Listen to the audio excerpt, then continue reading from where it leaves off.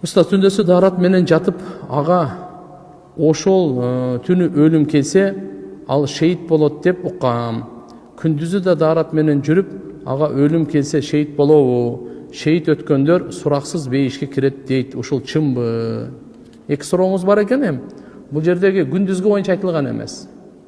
Хадисте кандай деп айтылса, ошого эле койгонубуз жакшы. Албетте дарат менен жүргөндүн өзүнүн фазилети, дарат менен жан бергендин дагы өзүнчө артыкчылык даражасы бар.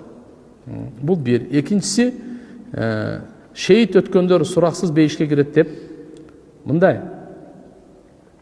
Бул мындай дарат менен жүрүп, же болбосо бир жерден кулап калып, же ооруп калып, же эпидемияга кабылып, мисалычы, же болбосо сууга чөгүлүп кетип, ушуга окшогон булар дагы мында шейит болду деп койгону менен туугандар, баягы Алланын дини үчүн жан берген шейит эмес бул. Экөө эки бөлөк. Шейиттин сооптору берилет буларга. Бирок, машаалла, түздөн түз бейишке кире турган шейит, ал Алланын дини үчүн жан бергендерди айтат.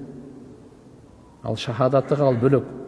Андайларга мисалы, ушуга чейин биздеги жаназа сокулунат. Алар гусул кылынбайт. Кийимдерин алып кепинделбейт даже. Анан үстүңкү эле мисалы калың кийимдерин чечилет дагы, акылы жаназасын окуп туруп ошо бойдон коюлат. Булардын даражасы ушундай болуп да. Булардын биринчи кан тамчысы жерге түшөрү менен бардык күнөөлөрү кечирилип кетет. Кийинкилерге буга даража. Аларды Алла Таала Куранда айткан, силер өлүктөр деп эсептебейли, алар тирүүлөр. Алар Алланын алдында ырыскыланып тура берет деген дагы.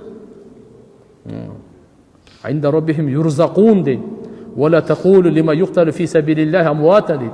Бал ахяун айнда роб бал ахя, алар тирүүлөр, валакин ла ташурун, силер акылыңар жетпейт ага, сезбейсиңер, силер билбейсиңер дейт. Кандай тирүүлөр экен дейт. Бул Алланын дини үчүн жан бергендердики.